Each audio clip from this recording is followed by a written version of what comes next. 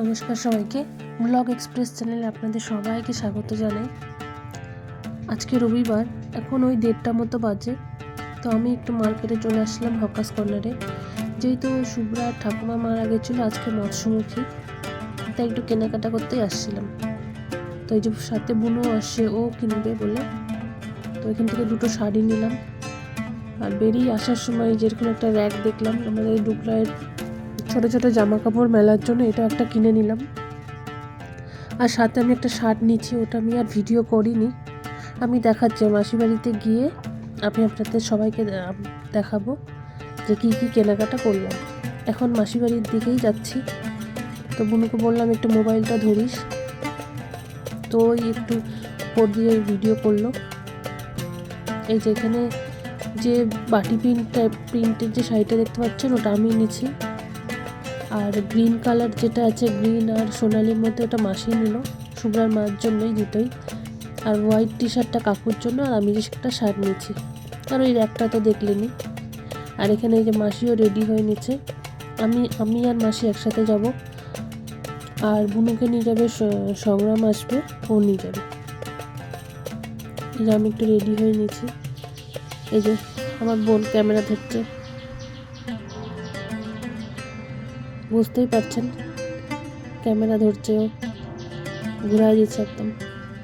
তো এই যে আমার যে সাইডের ব্যাগটা ছিল, আমি ওকে বললাম যে তুই নিয়ে যা, এতগুলো নিয়ে যেতে পারবো না, মাসি নিয়ে বসতে পারবে না। আর ওগুলো সব আমি সামনে নিয়ে বসবো, যেহেতু গাড়ি চালিয়ে যাবো, স্কুটি নিয়ে যাব। তো ওই ব্যাগটা ও নিয়ে আসবে সংগ্রামের সাথে, এখনই চলে আসবে, বেশিক্ষণ লাগবে না। আর আমার মাসি গেল ওই পাশের বাড়িতে চাবি দিতে, যেহেতু মেশো নেই, তাই ঘরের চাবিটা দিতে গেল।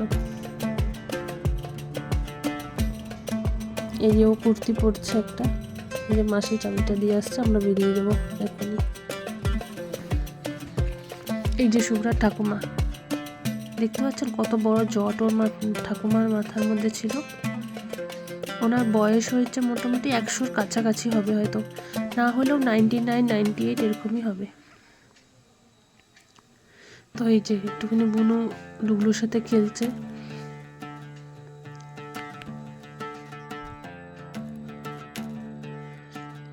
ওর সাথে তো সবসময় দেখা হয় না, তাই ও নিয়ে একটু খেলছে ওর সাথে। আর ঘুমের থেকে উঠছে তো ডুগলু, মুডটা ভালো আছে ওর। তবে শ্রাদ্ধ বাড়িতে আর বেশি ভিডিও করিনি, ব্যাস এতটুকুই। আর এটা হচ্ছে পরের দিন, সোমবার দিন রাত্রেবেলা 9:30 মতো বাজে। আমি গুলটুসকে টিউশন থেকে নিয়ে যাচ্ছি বাড়ি। ওর সাথে যে যায় ডোডো, ওর যেহেতু মঙ্গলবারে বেঙ্গলি এক্সাম আছে, তাই ওর ম্যাম বললো ওর একটু লেট হবে বলে আমি গুলটুসকে নিয়ে আসলাম। তো আমাদের একটু ইনভাইটও আছে। এই যে আমাদের পেছনে দেখা যাচ্ছে কিনা লাইটে জানি না। তো শঙ্খর ছেলে হয়েছে, তো ছেলে আসছে এখানে আর মামা বাড়ি থেকে, ওই যে পেছনে প্যান্ডেল দেখতে পাচ্ছেন, তো ওখানেই যাব। তো এখন গুলটুসকে নিয়ে বাড়িতে রাখলাম, আর আমি এখন বাড়িতে যাব, রেডি হয়ে বেরিয়ে যাব। এই যে সবাই, পিঙ্কি দিদা, বৌদিরা সবাই ওয়েট করছে। আমি বললাম একটু দাঁড়াও, আমি জাস্ট একটু রেডি হয়ে চুড়িদারটা পরে চলে আসি। তো ওদের বাড়িতে চলে আসছি আমরা। এই যে শঙ্খ, বৌদি, বাপ্পাদা, এই যে শঙ্কর মা, কাকিমা। আমি তো বাচ্চাটা যেহেতু ভিডিও করিনি, কারণ ওরা ফেসের ওপরে ওরা ভিডিও করতে দিবে কিনা, ওই জন্য আমি কিছু জিজ্ঞাসাও করিনি, ওই জন্য আমি ভিডিও করিনি। এই যে উপরে যাচ্ছিলাম আমরা, উপরে খাওয়া দাওয়ার ব্যবস্থা ছিল।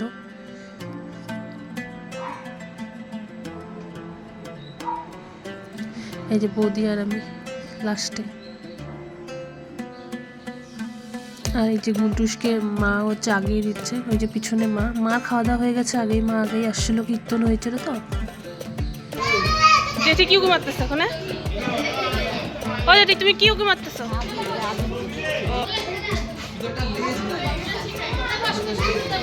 দাঁড়াই, যে গুলটুসকে মা আসতেছে, নিয়ে একবারে বসি।